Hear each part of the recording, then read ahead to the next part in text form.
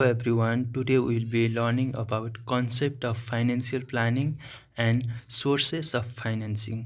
हैन यो चाहिँ BBS 4th इयरको हाम्रो इन्टरप्रेन्योरसिप एन्ड इन्टरप्राइज डेभलपमेन्ट बुकमा च्याप्टर 7 मा रहेको छ फाइनेन्सिङ अफ इन्टरप्रेन्योर भेन्चर भनेर र हामी फर्स्टमा चाहिँ फाइनेन्शियल प्लानिङको डिफिनेसन बुझौँ है त कन्सेप्ट बुझौँ हैन।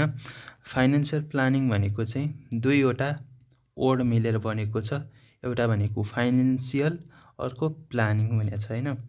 फाइनान्स अर फाइनेन्शियल भनेको चाहिँ फाइनान्स भनेको चाहिँ सिम्पली अब पैसासँग सम्बन्धित कामहरू हैन। जुन कामहरू चाहिँ अब पैसासँग सम्बन्धित हुन्छ नि हैन। अब पैसा कहाँबाट जुटाउने हैन, पैसा कहाँबाट ल्याउने, कति ल्याउने, अनि त्यो ल्याएको पैसालाई कहाँ सदुपयोग गर्ने हैन। अनि त्यस्तै जुन चाहिँ पैसासँग रिलेटेड हुन्छ सबै तिनीहरूलाई चाहिँ हामी फाइनान्स भन्दछौँ हैन। पैसासँग रिलेटेड सबै लेनदेनको कामहरू चाहिँ सबै फाइनान्स हुन्छ। अब मैले अघि नै भने पैसा अब हामीलाई एउटा बिजनेस इस्टाब्लिस गर्नु पर्यो। यो त हाम्रो BBS 4th इयरको त सबै बिजनेससित रिलेटेड हो नि त हैन। अब यो फाइनान्स पनि अब बिजनेससित रिलेटेड गर्नु पर्यो। पैसा पनि केसँग सम्बन्धित त हाम्रो बिजनेससित सम्बन्धित। अब यो फाइनान्स भनेको चाहिँ अब पैसा चाहिँ अब बिजनेसमा कहाँबाट ल्याउने, बिजनेस चलाउनु पर्यो हैन। बिजनेस चलाउनको लागि अब हामीसित पैसा छैन हैन। अनि त्यो पैसा चाहिँ कहाँबाट ल्याउने त, सोर्सहरू के छ त। अब कोहीसित ऋण लिने हो कि, अनि सेयरहरू इस्यु गर्ने हो कि, कसरी ल्याउने पैसा हैन। अनि हाम्रो बिजनेस सञ्चालन गर्नको लागि हामीलाई कति पैसा चाहिन्छ, अनि त्यो ल्याएको पैसा चाहिँ कसरी सदुपयोग गर्ने हैन, कहाँ खर्च गर्ने, त्यस्तैसँग रिलेटेडलाई हामी फाइनान्स भन्छौँ है। फाइनान्स भनेको सिम्पली रिलेटेड टु मनी भनेर बुझ्दा हुन्छ है। अनि हाम्रो अर्को वर्ड भनेको एउटा फाइनान्स अथवा फाइनेन्शियल छ, अर्को भनेको प्लानिङ छ। प्लानिङ भनेको सिम्पली सोच्नु हो हैन। अब फ्युचरमा के गर्ने त्यही सम्बन्धी एउटा योजना बनाउनु हो। अब हाम्रो यसमा चाहिँ केसँग रिलेटेड प्लानिङ गर्ने त, फाइनान्ससित, पैसासँग सम्बन्धित। अब पैसालाई के गर्ने हैन, कसरी ल्याउने, कति ल्याउने, त्यही सम्बन्धी चाहिँ फाइनान्ससँग रिलेटेड प्लानिङहरू चाहिँ गर्ने।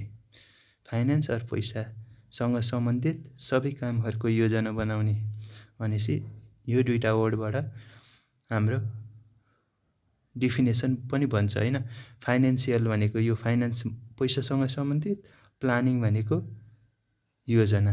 अब यो दुईटालाई हामी बनाउँदाखेरि डिफिनेसन बनाउन सक्छौँ। सिम्पल ल्याङ्ग्वेजमा बनाऊ। पहिला चाहिँ अब यसको कन्सेप्ट बुझ्नको लागि मात्र गरौँ हैन। A plan that shows or tell about future financial activities of the company for efficient operation of the company is known as financial planning. अब फाइनेन्शियल प्लानिङ भनेको चाहिँ सिम्पली अब फ्युचरको हैन, फ्युचरमा बिजनेसहरूलाई कसरी बिजनेसलाई चलाउनको लागि पैसा चाहिँ कसरी युटिलाइज गर्ने हैन, पैसा कहाँबाट ल्याउने, अनि पैसा कति खर्च गर्ने, अनि पैसा कहाँ खर्च गर्ने हो, त्यस्तै एउटा कामहरूलाई चाहिँ हामीले फाइनेन्शियल प्लानिङ भन्छौँ हैन। के को लागि त, बिजनेसलाई राम्रोसित चलाउनको लागि हैन। अब यो सिम्पल कन्सेप्टमा हामीले यसरी बुझ्न सक्छौँ हैन। यो भनेको अब पैसासँग सम्बन्धित योजनाहरू बनाउनेलाई नै हामीले फाइनेन्शियल प्लानिङ भन्छौँ हैन।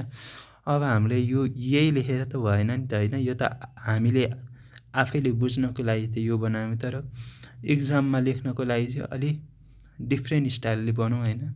फर्मल तरिकाले बनाउन त आफैले बनाउने हो, त्यही पनि अलिकता फर्मल तरिकाले जाउँ है त। अब यो कन्सेप्ट आफै बनाउँ यहाँ। अब let's make the definition financial planning भनेको अब डिफिनेसन चाहिँ यसरी गर्दाखेरि चाहिँ यो एकदम राम्रो देखिन्छ हैन। A plan that spells outs future financial course of action, budgets and capital expenditure required for the execution of operating plan is known as financial planning भनेर हामीले यसरी लेख्ने। यो फाइनेन्सियल प्लानिङ भनेको एउटा सिम्पली योजना हो क्या, एउटा प्लान हो हैन। के को लागि त? फर द इफिसिएन्ट अपरेसन अफ, अब कम्पनीलाई सञ्चालन गर्नको लागि एउटा प्लान हो। त्यो प्लान चाहिँ केसँग सम्बन्धित हुन्छ?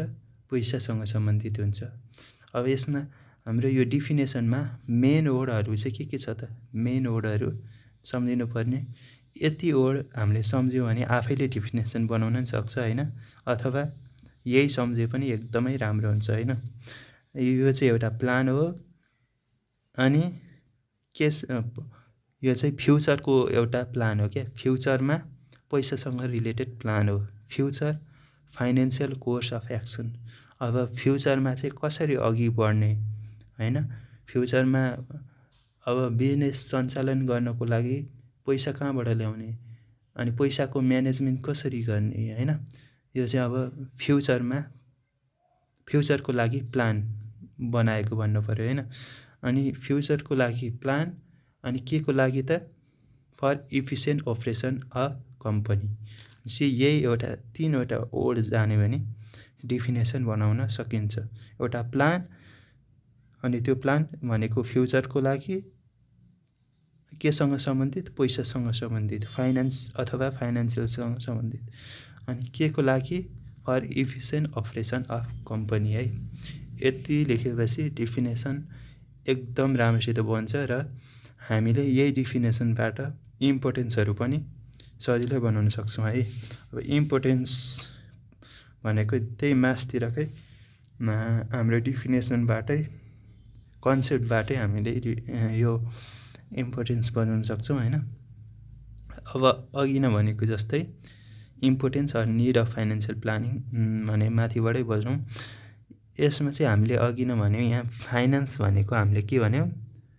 सबै पैसासँग रिलेटेड भनेर भन्यौँ हैन।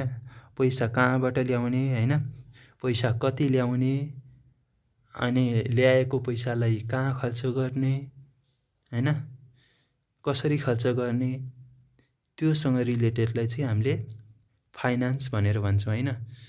अब फाइनेन्सियल प्लानिङको इम्पोर्टेन्स चाहिँ किन हुन्छ त हैन। अब हामीले यसरी लेखौँ हैन। अब यो चाहिँ इक्जाममा त्यति सोध्दैन हैन, त्यही पनि कन्सेप्ट चाहिँ बुझिराख्दा केही हुन्न हैन। पछि आफ्नै बिजनेस चलाउनको लागि पनि हेल्प गर्छ यसले।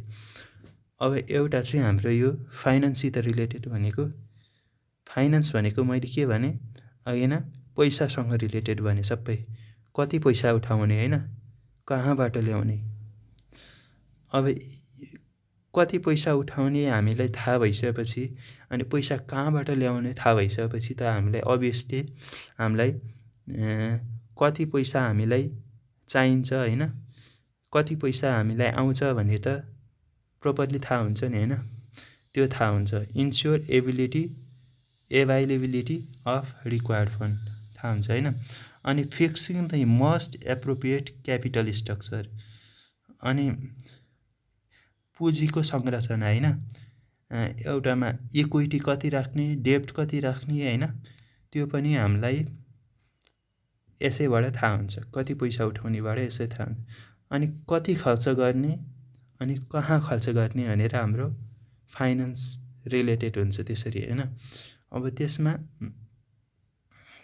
हेल्प्स इन अपरेसनल एक्टिभिटिज भन्नाले अब यो कहाँ खर्च गर्ने भनेको त सिम्पली हाम्रो बिजनेस सञ्चालन गर्न त खर्च गर्ने हो नि हैन। अनि हाम्रो प्रोजेक्टहरुमा अनि बिजनेसहरुमा खर्च गर्ने त हो नि हैन। त्यही भएर फाइनान्शियल प्लानिङले यसरी हेल्प गर्छ, कहाँ खर्च गर्ने भनेर पनि अनि कसरी खर्च गर्ने भनेर पनि हेल्प गर्छ फाइनान्शियल प्लानिङले। फाइनेन्स भनेको कसरी खर्च गर्नेसँग पनि रिलेटेड हुन्छ भने, अनि यसमा चाहिँ कसरी खर्च गर्ने त भनेपछि पुरै युटिलाइज गर्ने हैन, रिसोर्सेसहरूलाई राम्रोसित युटिलाइज गर्ने, अनि एकदम फाइनेन्सलाई एकदम बढी एकदम पैसा छ भन्दैमा धेरै खर्च गर्ने पनि हैन, ठिक्क मिलाएर खर्च गर्ने। अब यसरी हामीले मिलाएर बनाउन सक्छौँ। यो इम्पोर्टेन्ट हैन, त्यति यो एक्जाममा त त्यति सोधे त छैन हैन, त्यही पनि कन्सेप्ट बुझौँ हैन। हाम्रो मेन चाहिँ बुझ्नु पर्यो यो भनेको फाइनेन्सियल प्लानिङ बुझ्नु पर्यो हैन एकदम। अनि फाइनेन्सियल प्लानिङ पछि हामी अब टाइप्स अफ फाइनेन्सिङ भनेर बुझ्छौँ। टाइप्स अफ फाइनेन्सिङ भनेको चाहिँ पैसाको स्रोतहरू के हुनसक्छ हैन, सोर्सेस अफ फाइनेन्सिङ। फाइनेन्सिङ भनेको पैसाको सोर्सहरू के हुनसक्छ, हामीले कहाँबाट चाहिँ पैसाहरू उठाउन सक्छौँ अथवा रेज गर्न सक्छौँ हैन। अब यो हाम्रो चाहिँ दुई तरिकाले हामीले निकाल्न सक्छौँ, पैसाहरू चाहिँ उठाउन सक्छौँ। एउटा भनेको इक्विटी भयो, एउटा भनेको डेब्ट भयो।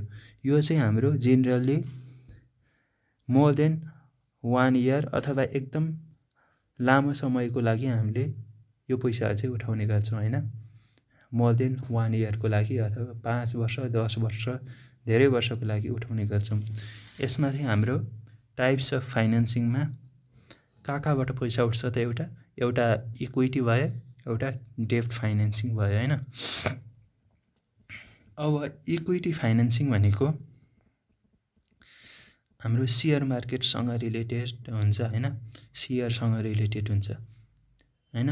इक्विटी भनेको त सबैले थाहा होला, सेयर भनेको सबैले थाहा होला हैन, आइपिओ भनेको सबैले थाहा होला, त्यहीसित रिलेटेड हुन्छ। अब डिफिनेसन चाहिँ हामीले बनाउँदाखेरि the process of obtaining funds for business in exchange of ownership in equity or share is known as equity financing.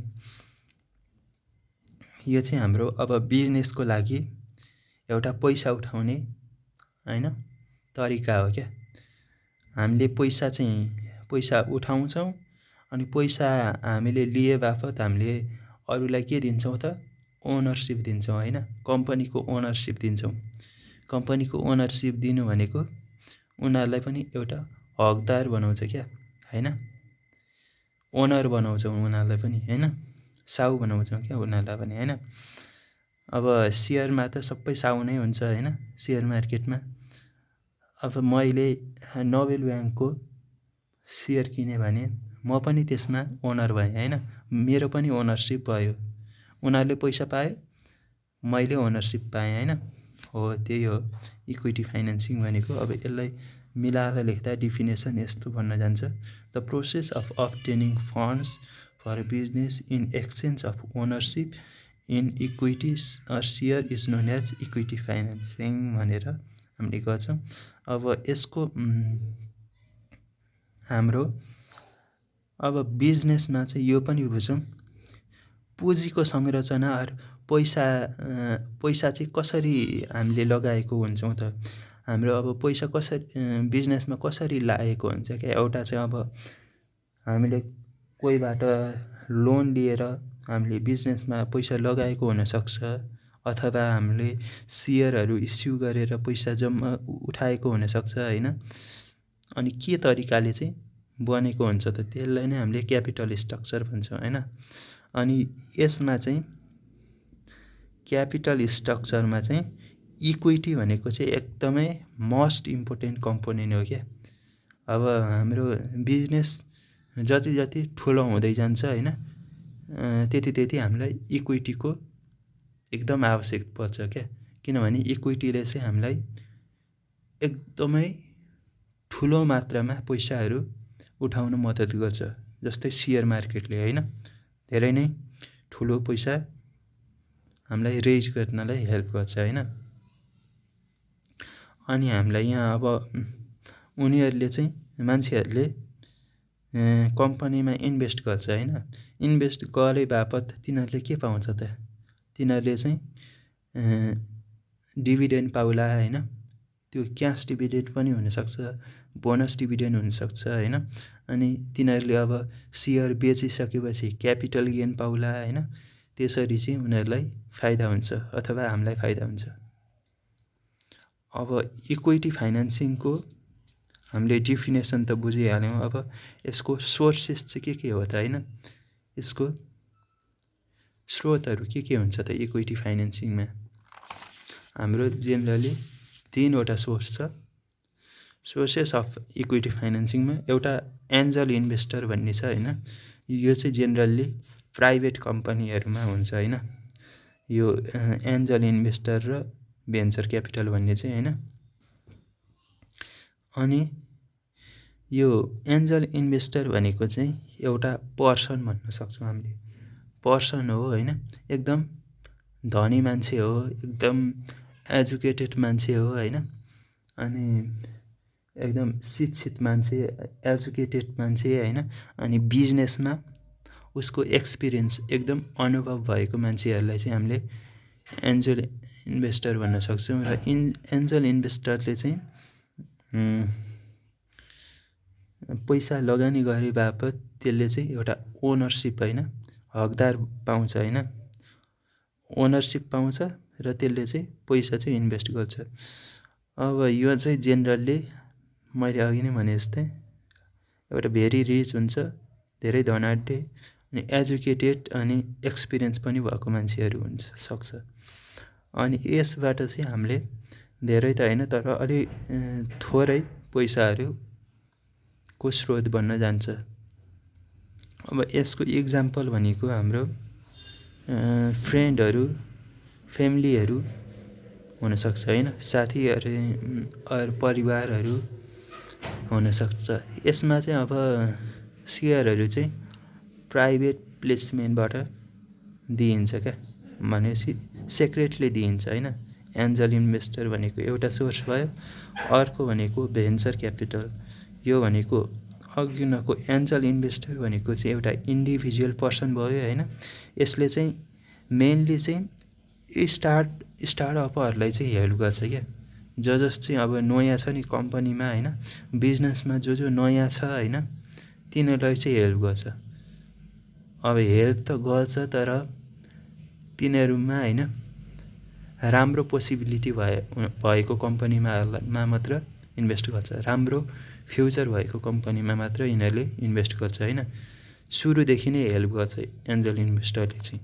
अनि यो भेन्चर क्यापिटल भनेको चाहिँ हाम्रो एउटा कम्पनी हो क्या होइन, कम्पनी और एउटा ग्रुप अफ इन्भेस्टर हो। यसले चाहिँ जब बिजनेस चाहिँ एकदम राम्रोसित चलिसक्छ नि, इस्ट्याब्लिस भइसक्छ नि, तब मात्रै यसले हेल्प गर्छ। अनि यसले चाहिँ एकदमै ठुलो क्यापिटल अर पुँजी चाहिँ सहयोग अथवा ऋण दिन्छ। अनि त्यो दिए बापत यसले ओनरसिप पाउँछ होइन। अब यो दुईवटा भयो एन्जल इन्भेस्टर र भेन्चर क्यापिटल। अनि अर्को थर्ड भनेको आइपिओ छ होइन। हाम्रो मेनली यहाँ 3वटा छ, एउटा एन्जल इन्भेस्टर, एउटा भेन्चर क्यापिटल अनि एउटा चाहिँ आइपिओ होइन। आइपिओ भनेको सबैलाई थाहा भएको कन्सेप्ट हो। आइपिओ भनेको चाहिँ अब कम्पनीले, नयाँ कम्पनी अथवा भर्खरै प्राइभेटबाट पब्लिक भएको कम्पनीले फर्स्टचोटि सेयर इस्यु गरेर पैसा उठाउने एउटा प्रक्रिया हो होइन। यसबाट चाहिँ एकदमै ठुलो मात्रामा पैसाहरू उठ्न सक्छ, जस्तै करोड होइन, करोड अरबहरूको पैसा उठ्न सक्छ। अब यो चाहिँ एकदमै लामो प्रक्रिया हुन्छ यसको, अनि त्यहाँबाट एकदम खल्सिलो पनि हुन्छ आइपिओमा चाहिँ होइन। अब यो त भयो हाम्रो सोर्सेस अफ इक्विटी फाइनेन्सिङ होइन। 3वटा सोर्सेस भनेर बुझ्यौँ, एउटा एन्जल इन्भेस्टर, एउटा भेन्चर क्यापिटल, एउटा चाहिँ आइपिओ होइन। आइपिओ चाहिँ थर्डमा पर्यो। थर्डमा अब त्यसपछि हाम्रो इक्विटी फाइनेन्सिङ पछि डेब्ट फाइनेन्सिङ भन्ने छ है त, अर्को सोर्सेस। यो चाहिँ नम्बर 2 सोर्सेस भनेर लेखौँ। त्यो नम्बर 1 भयो, यो नम्बर 2 भयो। हामीसित जेनरली 2वटा मात्र सोर्सेस छ। पैसाहरू हैन उठाउने 2वटा सोर्सेस छ।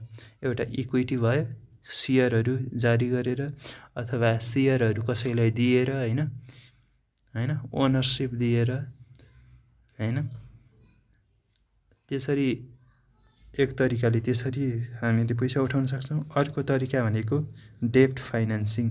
यो भनेको चाहिँ सिम्पली लोन भनेर बुझ्नुपर्छ हैन, कसैसित ऋण लिएर हैन लोन लिएर गरिने उसलाई चाहिँ हामीले डेब्ट फाइनेन्सिङ भन्न सक्छौँ। डेब्ट फाइनेन्सिङमा चाहिँ हामीले कोहीबाट लोन लिने भयो, कोहीबाट अब डिबेन्चरहरू इस्यु गर्ने, बोन्डहरू इस्यु गर्ने, यो भनेको सबै लोनसँग रिलेटेड हैन, ऋण लिनेसँग सम्बन्धित हुन्छ। अब यो हामीले डिबेन्चर र बोन्ड भनेको सेयर इस्यु गरे पनि यो भनेको एक प्रकारको लोनै हो है हैन। अब यसको सोर्सेस चाहिँ के हुन्छ त? अब लोन त लिने कहाँबाट हामीले लोन लिन सक्छौँ त? अब यसको पनि 3वटा सोर्सेस छ। एउटा भनेको ब्याङ्क भयो हैन, कमर्सियल ब्याङ्कहरू अब जस्तै अब हाम्रो नोबेल ब्याङ्क हुन सक्ला, सिभिल ब्याङ्क हुन सक्ला हैन, एग्रिकल्चर डेभलपमेन्ट ब्याङ्क हुन सक्ला, सानिमा ब्याङ्क होला।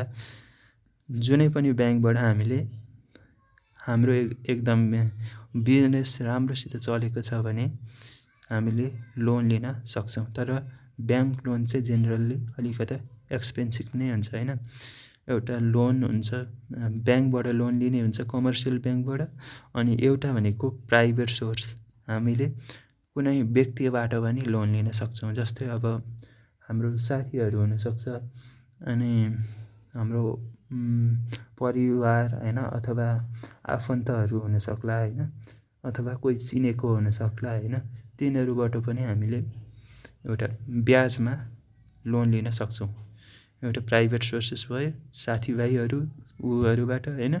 अनि अर्को सोर्स भनेको माइक्रो क्रेडिट भनेको अब यो पनि माइक्रो फाइनेन्सहरू पर्छ, कोअपरेटिभ फाइनेन्सहरू, सहकारीहरू हैन, यस्तो चाहिँ हाम्रो माइक्रो क्रेडिटमा पर्छ। यिनीहरूले पनि लोन दिन्छ हैन।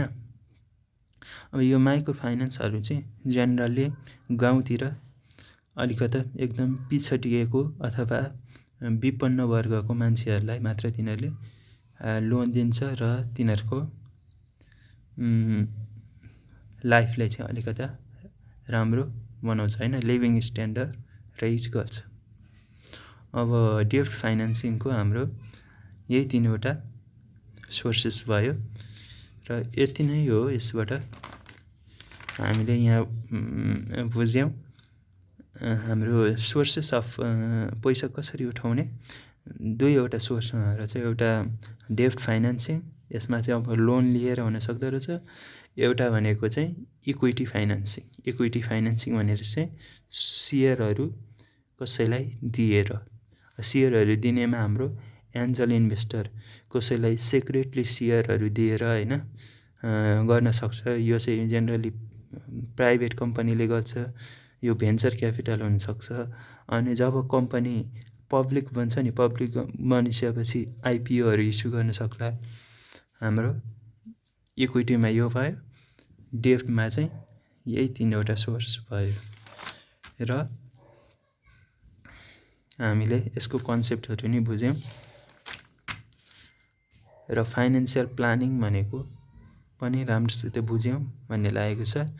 र यो चाहिँ पार्ट 1 हो। र अब हामी अर्को भिडियोमा चाहिँ सर्ट टर्म फाइनेन्सिङ र सोर्सेस अफ सर्ट टर्म फाइनेन्सिङको कन्सेप्टहरू चाहिँ भन्नेछौँ। हस्त, धन्यवाद।